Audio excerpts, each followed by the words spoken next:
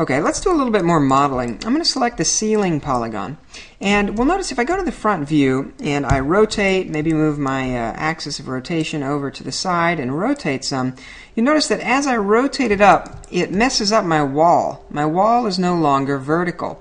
I'd like to basically rotate this plane without the wall changing at all. So undo that, drop that tool, go back to the perspective view, and I'm actually going to use the move tool. And what I want to do is move these points so that they go up a lot, and then not move those points at all. And the points that are in between, I would like to move, some linear relationship between those two.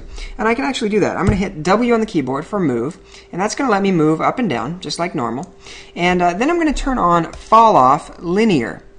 Basically what that's going to do is allow me to move. When I do move, it's going to move one side of my ceiling up and leave the other side where it is. But right now my fall off is going the wrong direction. I actually want it to go this way. So if I go over here to the properties for my tool, you notice that there's now a linear fall off available to change as well as the transform tools. So I'm going to change that to maybe the y-axis. Nope, that's not the one I want. Maybe z-axis. And I keep going around until I find the one that I want. X, it turns out, is the right axis. And then I want to reverse the direction so that that's the side that goes up. And there we go. Now I can just move that up and down to my little heart's content, and my walls do not change a bit. So spacebar to drop the tool, fall off back to none, and now I can just move this down, just a little bit until I like the overall ceiling height in the room. Now, next thing.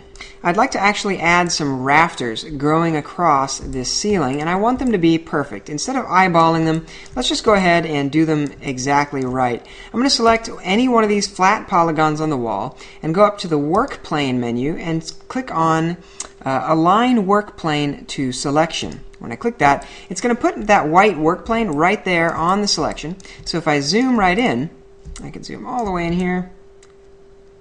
There we go.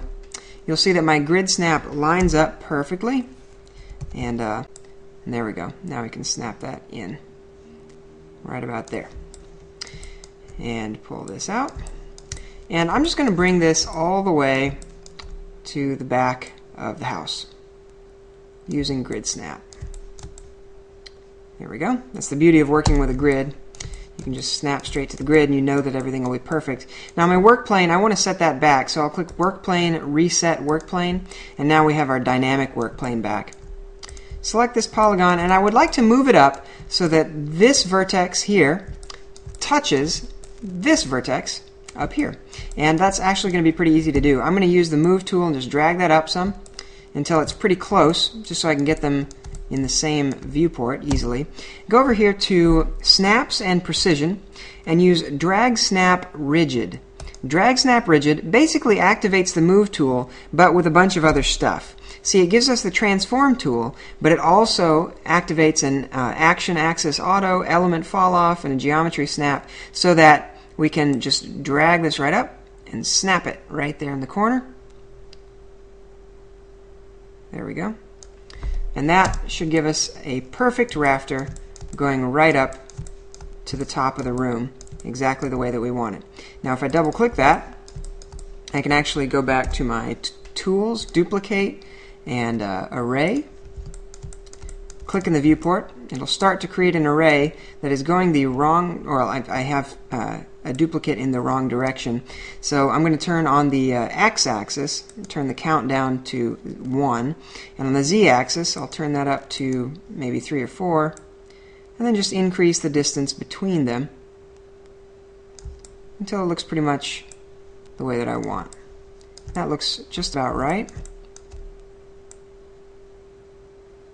Now it's really close. Now since this is a tutorial on precision, I'm going to go ahead and actually drag snap this last one into place so that it's perfectly in place. So I'll move that over and then go back to Basic Tools, Snaps and Precision, Drag Snap Rigid, and I can take this vertex and just snap it right there to that vertex, and now I know that's exactly where we want it to be. Okay, so we've got some rafters.